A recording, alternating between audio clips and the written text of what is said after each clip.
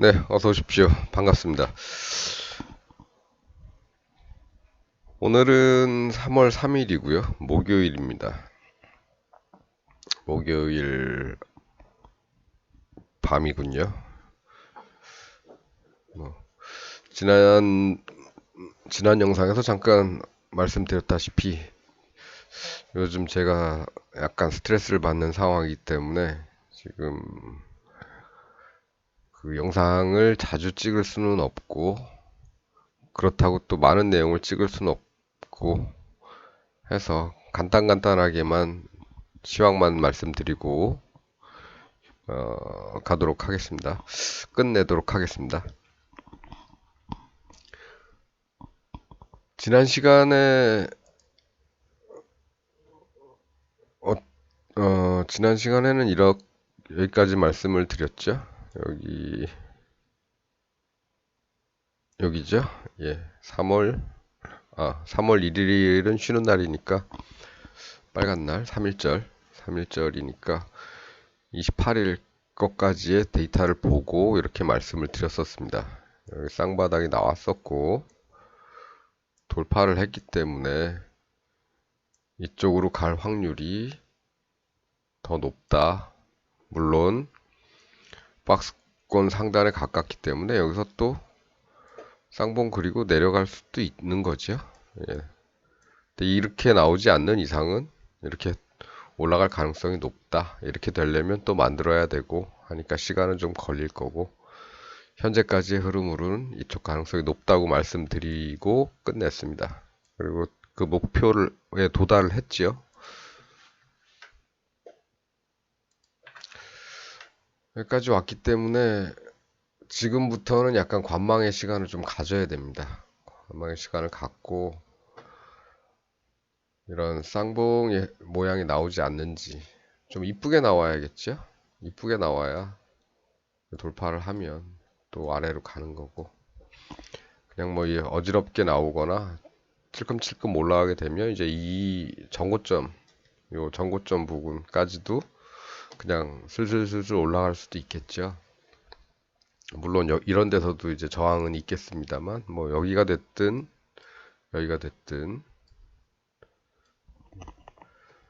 특별히 이런 쌍봉을 만드는 모습이 보이지 않는다면 이렇게 갈 가능성이 높겠죠. 예. 그 정도만 대비하시면 될 것 같습니다. 지난번에 말씀드렸듯이 투자의 비중을 조금 늘려도 될 때다. 조금씩. 물론 주봉에서의 이런 가능성이 아직 사라진 게 아니기 때문에 지금은 그래도 투자 비중을 한 30%까지는 늘려도 될 것 같다. 올라가면 좋은 거고 여기서부터 올라가서 계속 뚫고 간다면 그때 맞춰서 또 추가 투입을 하면 되지만 이 가능성이 아직 남아있기 때문에 이 하락의 가능성이 아직은 남아있기 때문에 여기쯤에서 다시 또 투자를 하는 걸로 생각을 하고 여기서는 조금 이 부분에선 좀 30% 정도까지만 비중을 조금 더 늘려보자 이렇게 말씀을 드렸었죠.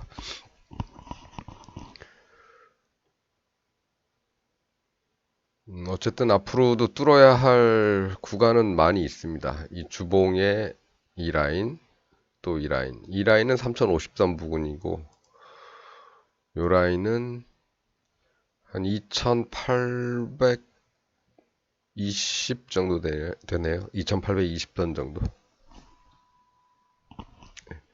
이런 부분들에서 저항을 받지 않는지, 저항을 받고, 심하게 받고, 다시 튕겨서 내려오는지, 아니면 뚫고 올라가는지, 그런 것들 좀 관찰을 해보시면 될 것 같습니다. 일봉은 지금 이런 쌍바닥을 만들고 있는 상태고요. 좀 크게 최소한 이 정도 또는 이 정도쯤에서는 이렇게 꼭지점을 만들어 줘야 그래도 더 높은 곳으로 이렇게 바라볼 수가 있겠죠.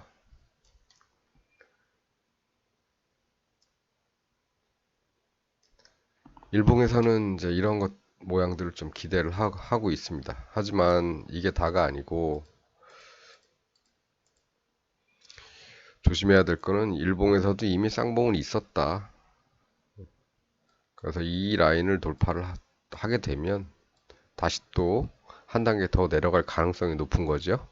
그 라인이 이 주봉에서의 이 라인 정도가 될 가능성이 있다. 이걸 그냥 뚫어버리면 여기는 라인을 여기다 걷는데 사실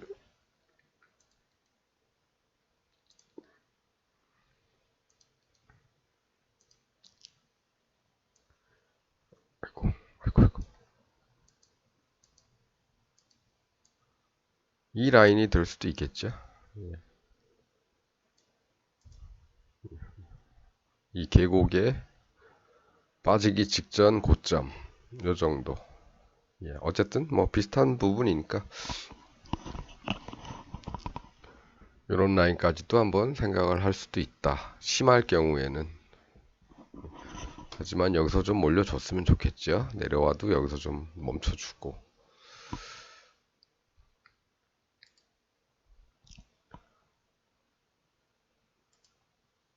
어쨌든 분봉에서는 지금 목표까지는 일단 왔기 때문에 여기서 어떤 모습을 보일지는 향후 며칠 좀 더 지켜봐야 됩니다. 이런 곳에서 뚫고 올라갔다가 이렇게 다시 내려왔다가 다시 돌파를 하면 이제 이런 정도까지 2788이니까 2790, 뭐 2800 그 선까지도 볼 수도 있겠죠. 반면에 뭐 잘 가는 듯 하다가 이렇게 다시 쌍봉 치고 뚫어버리면 다시 또 후퇴하는 거죠. 그래서 좀 관찰을 해보는 것도 괜찮고 가게 되면 뭐 특별히 쌍봉이 나오지 않는다면 쌍봉이 나온 게 중요한 게 아니라 항상 돌파가 중요하다고 말씀을 드렸습니다. 이쪽도 쌍바닥이 나온 게 중요한 게 아니고 돌파가 중요하다고 말씀을 드렸죠. 돌파 못하고 여기서 그냥 쭉 가게 되면 계속 떨어지는 거죠. 이쪽에서 아마 이쪽에 만들어 놓은 이런 쌍봉의 바닥을 뚫으면 다시 이쪽 방향으로 갈 수도 있는 거고 그래서 항상 돌파가 중요하다고 말씀을 드리고 있습니다. 하도 많이 말씀을 드려서 뭐 이제 다들 아시겠죠. 어쨌든 뭐 저항은 여기가 될 수도 있겠고 이런 부분에서도 저항을 받을 수가 있겠고 좁은 공간에서 며칠 추이를 좀 벌 수도 있겠습니다. 아니면 뭐 우리나라 같은 경우는 지금 선거가 이제 며칠 안 남았기 때문에 그 안에서 그 전까지는 조금 왔다 갔다 할 가능성이 있죠. 누가 되냐 이런 예상들 때문에 좀 머물 수도 있고 아니면 어찌됐든 누가 됐든 결과는 9일날 밤에 나오니까 그때까지는 주구장창 좀 올려도 되겠다 이렇게 생각을 할 수도 있겠죠. 여태까지 우리 주식시장이 2021년 하반기에는 대선의 영향으로 좀 올라가야 되는데 한 번도 제대로 올라간 적이 없으니까 이번 기회에 그때까지는 며칠이 남아 좀 올라가야겠다라고 생각을 하면 올라갈 수도 있겠죠. 예. 뭐 그거는 뭐 그냥 뭐 예상해보는 거고 중요한 건 이제 차트에서 다시 이렇게 쌍봉 만들고 이렇게 되는지 안 되지만 보시면 될 것 같습니다. 오늘 보니까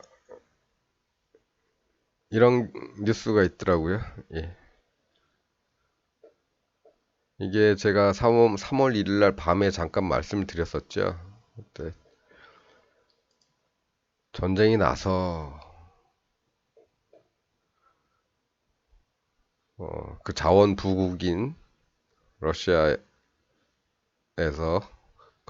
원유나 천연가스나 기타 광물 자원이 공급이 안 되면 세계적으로 이제 자원값이 뛸 거고, 뛸 가능성이 높고, 그렇게 되면 세계 경제에 미치는 파급 효과가 크다고 생각하면 시장은 꺾일 텐데, 딱 하루 내려오고 이렇게 버틴 걸로 봐서는, 오히려 올리는 거 봐서는, 사람들 생각은 이런 거죠. 전쟁이 났기 때문에 연준에서 뭐, 테이퍼링이나 금리 인상을 빨리 하지는 못할 것이다. 라고 했는데 그 금리에 대한 부분이 오늘 이렇게 나온 겁니다. 신중론. 네. 급하게 올리지 못할 것 같다. 그런 거죠.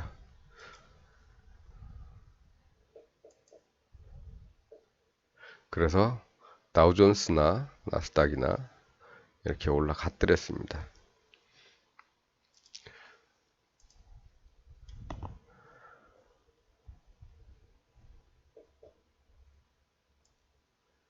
앞으로는 모르죠. 예.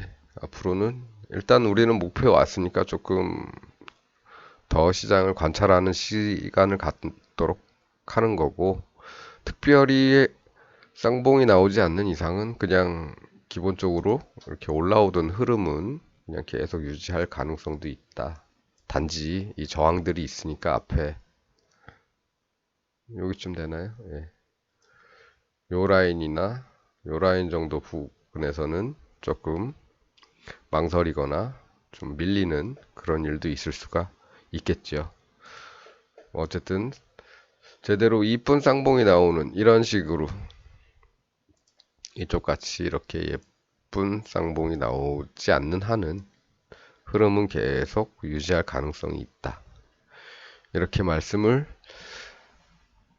드릴 수 있겠습니다. 그 다음에는 이제 어제 자꾸 어제라 그러네요. 예. 3월 1일 날 말씀드렸던 그 주봉을 보고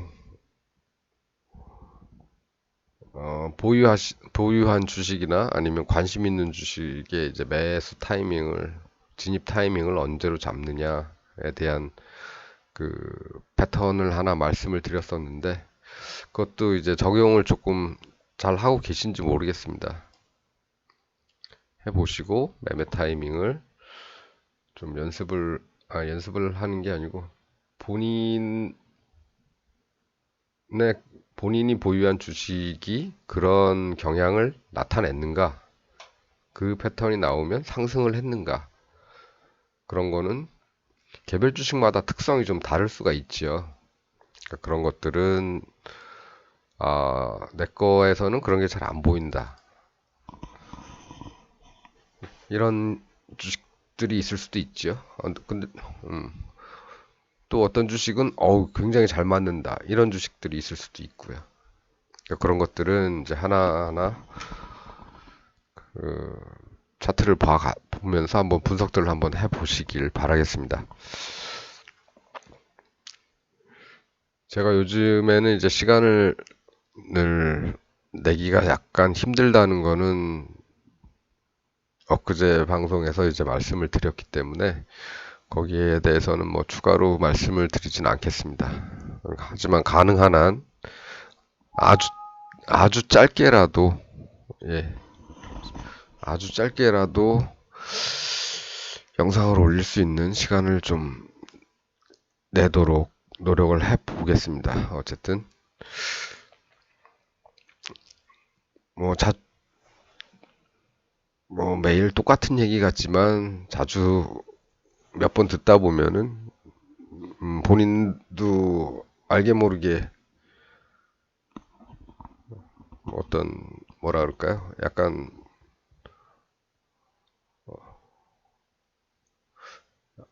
알게 모르게 몸에 스며드는 그런 게 있을 수 있으니까 천천히 심심할 때 한 번씩들 훑어보시고 지난 영상도 한번 돌아보시길 바라겠습니다. 자, 그럼 오늘은 여기까지만 하겠습니다. 감사합니다.